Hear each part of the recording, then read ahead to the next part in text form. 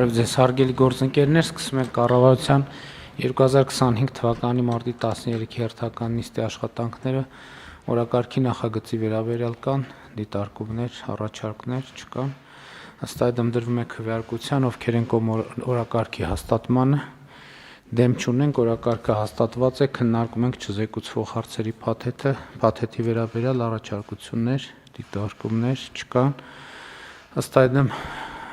քվեարկության է դրվում չզեկուցվող հարցերի փաթեթը, ովքեր են կողմ դրա ընդունմանը, դեմ չկա, չզեկուցվող հարցերի փաթեթը ընդունված է, քննարկում ենք զեկուցվող հարցերը, հարց համար 22 Հայաստանի ներողություն Հանրապետության կառավարության 2019 թվականի հոկտեմբերի 24-ի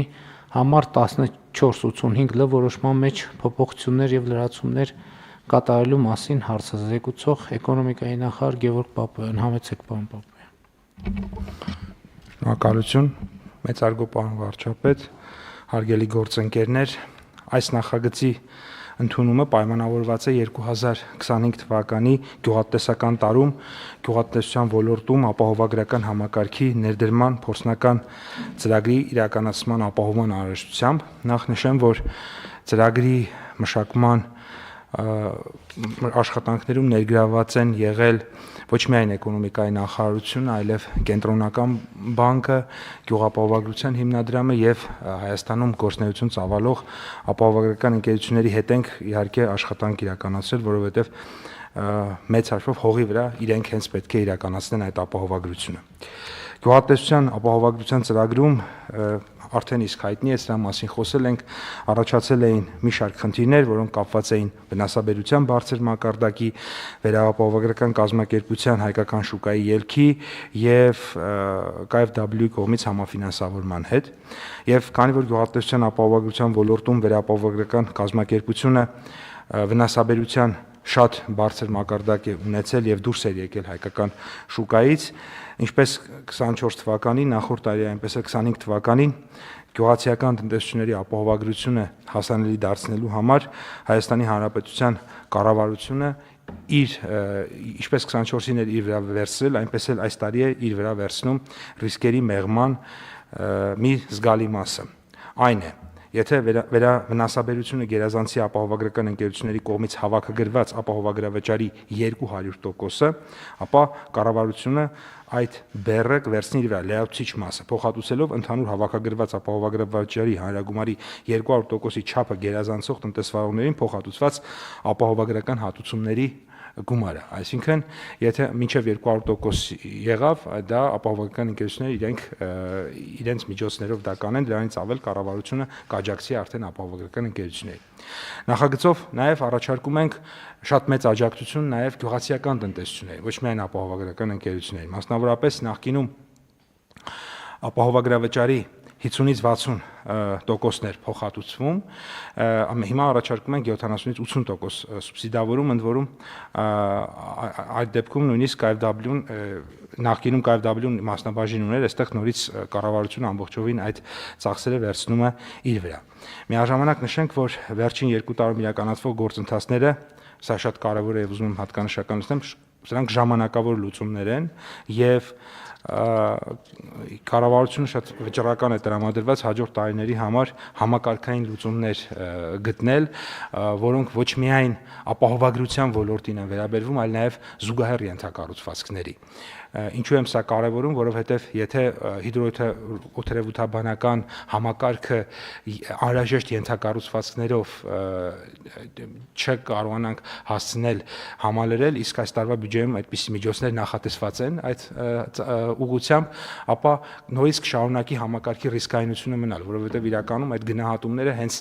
սարքերի միջոցով պետք է լինեն, ոչ թե գնահատողական դատողությունների միջոցով։ Այս պահին ծրագրին մասնակցում են 3 ապահովագրական ընկերություններ՝ Ingo Armenian, Liga Insurance-ը, Silver Insurance-ը, աշխատանքներ ենք տարում, որպեսզի մյուս ընկերությունները եւս հնարավորության դեպքում մասնակցեն։ Որոշակի փոփոխություններ են տեղի ունեցել ապահովագրվող մշակաբույսերի կազմում, եթե նախորդ տարի ծիրանը եւ խաղողը չէինք ապահովագրում, ապա այս տարի կապահովագրենք։ կլինեն մշակաբույսեր, որոնց համար բոլոր ռիսկերը հասանելի չեն լինի, մասնավորապես հացահատիկային մշակաբույսերի համար ցորեն գարի վարսակ հասանելի կլինի միայն երաշտի ռիսկից ապահովագրությունը։ 25 թվականին կապահովագրվեն 13 մշակաբույս՝ խաղող, ծիրան, դեղց, կարտոֆիլ, սալոր, խնձոր, բալ, կերաս, ձմերուկ, սեղ, ցորեն, գարի, վարսակ 4 ռիսկերից՝ կանոնային սրտահարություն, երաշտ, կարոտահարություն եւ հրդեհ։ Հարկ եմ համարում նշել, որ ապահովագրական ընկերությունները ոլորտում արդեն ունեն ձևավորված փորձառություն, որից ելնելով մինչև ապահովագրության պայմանագիր կնքելը առավել հետևողական կլինեն ապահովագրվող տարածքներում տեղազնության իրականացման գործընթացին եւ ապահովագրվող տարածքների ընտրությանը, եւ ուզում եմ սա հատուկ նշել, սա ըստ էության ի օգուտ է մեր տնտեսվարողների, որովհետեւ մեր խնդիրների մի զգալի մասը առաջացել է հենց նման հարցերից, երբ ոչ բարեխիղճ տնտեսվարողների պատճառով ի վերջո բարեխիղճ տնտեսվարողները նաեւ տուժեցին եւ առաջին հերթին տուժեցին։ Թերևս այսքանը, պարոն վարչապետ, մնացածը հարցերի տեսքով կպատասխանեմ։ Շնորհակալ եմ, պարոն Պապոյան, հարգելի գործընկերներ, մենք գյուղատնտեսության ապահովագրության համակարգը սկսեցինք ներդնել 2019 թվականից, եթե չեմ սխալվում, եւ 19-20 թվականին մեկնարկել է 20-ից։ Շատ լավ։ Ու մեզ թվում էր, թե մենք ինստիտուցիոնալ կարևոր հարց ենք լուծել, եւ իրականում ըստ էության այդպես էլ կար, բայց շատ արագ ի հայտ եկավ խնդրեմ, որ վերաապահովագրող ընկերությունները, այսինքն մեխանիզմը հետեւյալն է, որ տեղական ընկերությունները ապահովագրում են, ապահովագրական վճարներ են հավաքում մեր տեղի տնտեսվարողներից եւ իրենք էլ իրենց ռիսկերը օտարերկրյա որևէ կազմակերպության հետ ապահովագրություն են գնում իրենց հերթին նրանցից։ Եվ ստացվեց այնպես, որ եթե ես տերմինաբանությունը սխալ օգտագործեմ, խնդրում եմ ինձ ուղղել, որ վերաապահովագրող ընկերությունը որոշակի ռիսկեր էր տեսել կամ իր ծախսերի պլանավորած հատվածից չափից ավելի մեծ ծախսեր էր իրականացրել, այդ թվում որոշ անկանոնությունների ենթադրում ենք պատճառով, որովհետև այս թեման հետաքրքիր էր, ինչն է խնդրեմը, որովհետև թվում է թե աշխարհում կա ապահովագրական պրակտիկան եւ այդ ընթացքում հիշում եք, այս դահլիճում էլ քննարկել ենք, ինձ համար այդ թվում գյուղացիների հետ շփումներից շատ տարօրինակ փաստերի հայտ եկան, որ իմ մտքով չէր անցնի, որ այնուամենայնիվ այստեղ էլ մենք դուք էլ խոսեցիք, ակնարկեցիք ոչ բարեխիղճ տնտեսվարողների մասին, որ որոշակի չարաշահումներ չասեմ, բայց ինչ որ բանաձևեր են գտնվում, որի արդյունքում, եթե ճիշտ է այս տեղեկատվությունը, որի արդյունքում ստացվում է, որ մեխանիզմը ձևավորվել, որ ոչ թե հողը մշակել բերք ստանալն է նպատակը, այլ հողը ապահովագրել, ապահովագրական վճար ստանալն է նպատակը։ Եվ երբ որ դուք խոսում եք ինստիտուցիոնալ բարեփոխումների մասին, մենք այս ինստիտուցիոնալ բարեփոխում ասելով այս հատվածն էլ պիտի հասկանանք։ Տեսեք, մենք անդադ երբ որ ուսա իրականում գաղափարախոսական հարց է, որովհետև երբ որ գործիքը ստեղծվում է, մենք պետք է ջանք գործադրենք, որ մեր սիրելի քաղաքացիներ հասկանան, որ դա իրանց համար է։ Ու մենք այստեղ անդադ այդ խնդրեմը ունենում ենք, երբ որ մենք այսպես բարի նպատակադրումներով բարեփոխումներ ենք անում, հետո ստիպված ենք լինում հետ պատտել։ Այդ բարեփոխումը, որովհետև մի պարզ բանի պատճառով, որ ստացվում է, որ առնվազն մենք միտումներ կան, որ այդ բարեփոխումը ոչ թե օգտագործվում է զարգանալու համար, այլ այդ բարեփոխումը օգտագործվում է այս պահին ինչ որ մի հատ փոքր եւ կարճաժամկետ օգուտ ստանալու համար։ Եվ սա եւ երբ որ մենք գաղափարախոսական հատվածում, այդ թվում իրական Հայաստանի գաղափարախոսական հատվածում խոսում ենք հոգատար հանրության մասին, այս հոգատար հանրության ատրիբուտներից մեկը դա է,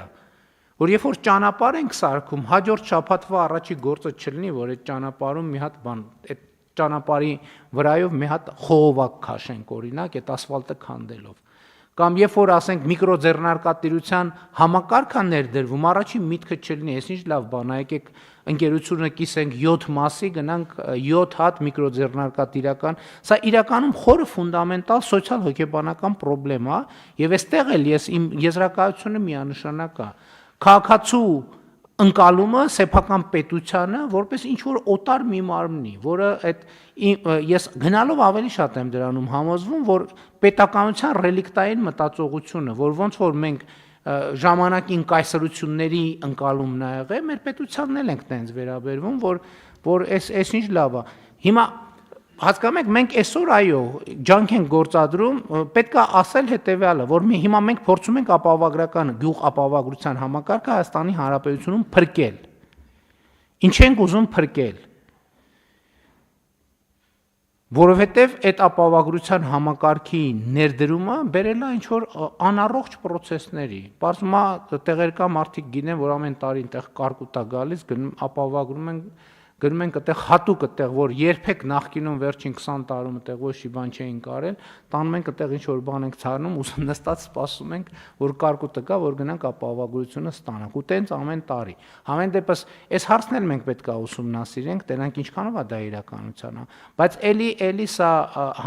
սոցիալ-հոգեբանական խնդիր է, կրթական խնդիր է, աշխատանքի նկատմամբ վերաբերմունքի խնդիր է, պետության նկատմամբ վերաբերմունքի խնդիր է,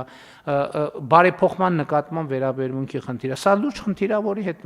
մենք պետքա բան անենք, առնչվենք։ Մենակ այդ չի, մենք պետքա գնանք եւ մարդկանց հետ խոսենք։ Մենք այն խնդիրները, որ դռնփակ նիստերում, դռնփակ ոչ թե գաղտնի, այլ աշխատանքային մեր process-ներում քննարկել ենք, ինչա տեղի ունեցել։ Պետքա գնանք մարդկանց պատմենք, որ իրանք իմանան, ինչա տեղի ունենում։ Որ մի հարևանը մյուս հարևանին նկատելիս այդպիսի բան ասի մի արա, որովհետև դրանով դու իմ բանն էլ ես, իմ աշխատանքն էլ, իմ արդյունք, իմ զարգացումն էլ ես դնում հարվածի տակ։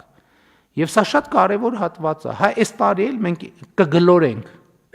Անցած տարի մի կերպ գլորեցինք, այս տարի էլ կգլորենք, լավ է մյուս տարի էլ հնարավոր է գլորենք, բայց եթե այս միտումը չփոխվի, ասելու ենք վերջ, էլ չենք կարողանում անենք, որովհետև սա իմաստ չունի, որովհետև չի ծառայում իր նպատակին։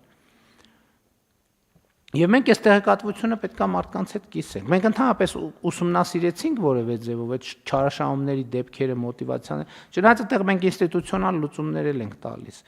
Արդեն այդ երբ որ պարոն Պապոյանը նշած սարքավորումները մենք ձեռք բերենք, արդեն մենք էլ թաքուն տեղերը կարկուտների կիմանանք եւ այդ պարագայում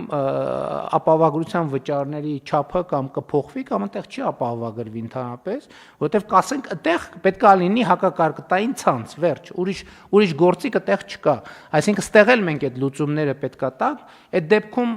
բան կանենք,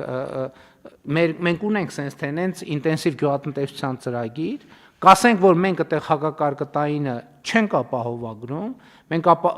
մենք սուբսիդավորում ենք, որ այդտեղ հակակարկտային ցանցեր լինեն, երբ որ հակակարկտային ցանցերով այգի բան կանի, կհիմնադրվի ցրտահարությունը կամ այն մյուս դեպքերը, որ ուրիշ դեպքեր ունենք, հրդեհը եւ այլն կապահովագրվի։ Այսինքն մեկը մենք չպետք է ապավինենք, որ մարդկանց կբացատրենք, իրանք է կհասկանան, իհարկե կլինեն, որ կհասկանան, բայց կլինեն, որ առանձնապես հետաքրքրություն չեն ցուցաբերի, բայց այդ ինստիտուցիոնալ լուծումներով մենք կգնանք այդպիսի բաներին, որը նաև մեզ այս համակարգի միջալոց ապահովագրական համակարգը մեզ կօգնի նաև, որ մենք իրականացնենք այն, ինչ որ վաղուց ուզում ենք իրականացնենք, բայց այդպես էլ չենք կարողանում օբյեկտիվ եւ սուբյեկտիվ պատճառներով։ Մասնավորապես գյուղատնտեսական հողերի վրա պետքա մենք պետությունը, կառավարությունը, էկոնոմիկայի նախարարությունը որոշակի նաև ավելի ակտիվ խորհրդատվություն ապահովի գյուղացիներին։ Ասի այս հողում խնդրում ենք խորհրդատրվում ցանել այս եւ այս պետքա կապել իմիջայլոց նաեւ ապահովագրական համակարգի հետ ասել որ այս կատեգորիաների հողում այս պայմաններում մենք ապահովագրում ենք միայն այս դեպքերը այդ որը մեր ապահովագրության համակարգը ավելի կզարգացնի, բայց այստեղ մեզ պետքա կարողությունները զարգացնել, այդ թվում նախարարության պետական կառավարման համակարգի եւ մեզ պետքա թվայնացում իրականացնել եւ մեզ պետքա այդ թվում թվային հարթակում մեր հողերի կատեգորիաները, իրենց մասին տվյալները լրացնել, որ เป զի համակարգը կայանա։ Իհարկե ես տենց ասացի, բայց մենք չպետք է տրամադրվենք այսպիսի բանի, որ 2 տարի կգլորենք, հետո էլ չենք գլորի, 2 տարի կգլորենք, այս ընթացքում էլ պետք է համակարգը ստեղծենք մաքսիմալ արդյունավետ։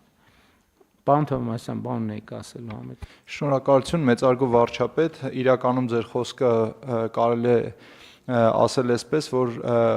պետք է կատարել իրական միկրոռեգիոնալ միկրոշրջայնացում, որի մեջ պետք է ներառվեն տեղեկատվություն բնակլիմայական պայմանների եւ աշխարհագրական գոտեվորման եւ համապատասխանաբար ինտեգրված տեղեկատվությամբ մակնշել, թե որ հատվածում ինչպիսի մշակաբույսեր պետք է աճեցվեն, որ բարձրություններում ինչպիսի դիմացկունության մշակաբույսեր պետք է աճեցվեն, եւ այս տարածական ինտեգրացիայի արդյունքում մենք ունենանք լայն հնարավորություն արդեն ապահովագրական ինստիտուտի ավելի ճշգրիտ կիրառման։ Եվ կրկին անգամ առաջարկությունը պետք է լինի, որ այս ուղղությամբ աշխատանքները մենք ակտիվացնենք տարածական տեղեկատվական ինտեգրման շրջանակում, որը կտա լայն հնարավորություն որոշումների ճշգրիտ կայացման համար։ Շնորհակալություն։ Այո, համաձայն եմ, բայց մեկը այդ ուղերձը քաղաքական պետքա տալ, որ Ժորժ ջան, այս համակարգը ձերն է, դա ուրիշինը չի։ Այդ համակարգը պետքա փայփայել, պետքա իրան խնայել, որովհետև ինչպես մենք մեր գույքին եւ ունեցվածքին ենք վերաբերվում, տենց էլ ապահովագրական համակարգին պետք է վերաբերվենք։ Դա գյուղացիներինն է, իրանց ռիսկը ապահովելու մասին։ Իհարկե, պարզ է, որ դա մյուս կողմից էլ բիզնես է։ Բայց եթե այդ բիզնեսը չլինի, ապահովագրությունը չի լինի, որովհետև պետքա փոխշահավետ ինչ-որ բալանս ձևավորվի եւ այդ բալանսի շուրջ մենք պետքա աշխատենք։ Համեցեք։